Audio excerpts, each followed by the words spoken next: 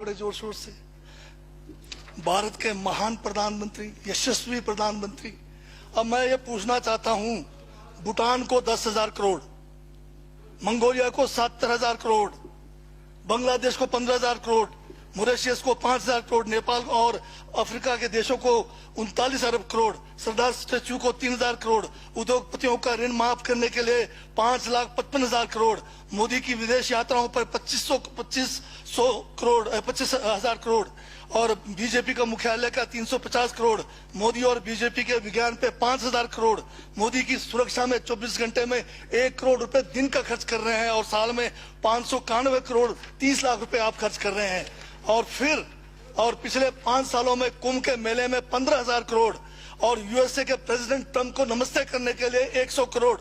तो ये यशस्वी प्रधानमंत्री है क्या? इस किस्म के प्रधानमंत्री को यशस्वी कहेंगे? आपने जो है भारत को उच्चतम बेरोजगारी के दर पर पहुंचा दिया है।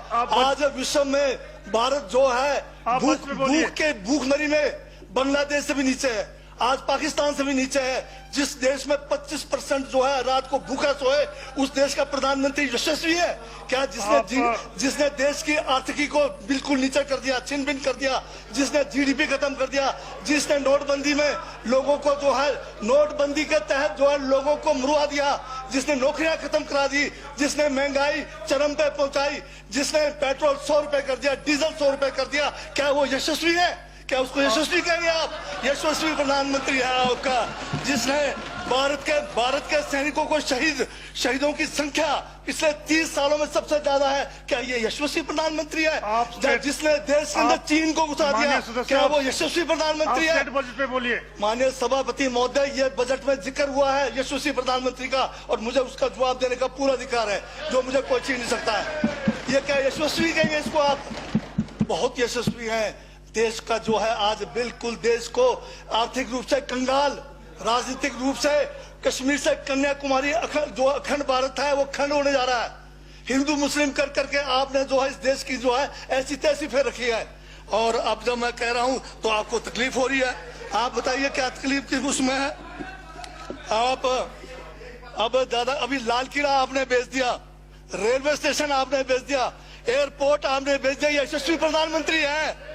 कोयले के खदाने आपने बेच दिया, रेलगाड़ी आपने बेच दिया, बंदरगाह आपने बेच दिया, बेकिस्मती जमीनें आपने बेच दी यशस्वी प्रधानमंत्री जी ने। और कहते हैं कि देश बदल रहा है, देश बिक रहा है। महाराज ये कहिए देश बिक रहा है। LIC तैयार है बेचने के लिए, IDB भी तैयार है, ये जो एयर इंडिया तैयार रखा हुआ है, BSNL बेचने वाले हैं, ONGC बेचने वाले हैं। छोड़ने वाले क्या? आखिर में ये देश को भी बेच के चले जाएंगे। क्या है उनका? एक झोला है, झोला लेके चल पड़ेंगे। ये है आपका यशस्वी प्रधानमंत्री। ये यशस्वी प्रधानमंत्री है। दाढ़ी बढ़ाने से टैगोर नहीं बन जाते। टैगोर के गुण लाने के लिए दोबारा जन्म लेंगे 100 बार तब भी नहीं आएगा।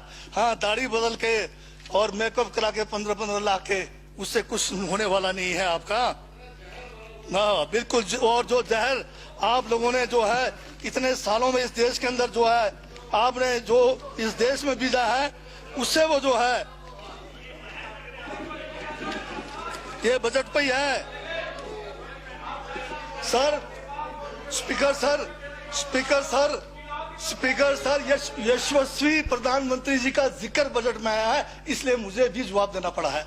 और मैं यहाँ ये कह के इस बात को समाप्त कर देना चाहता हूँ, बर्बाद गुलदस्ता करने को तो एक उल्लू काफी था, हर शाख पर उल्लू बैठा है, अंजामे गुलिस्तान का क्या होगा?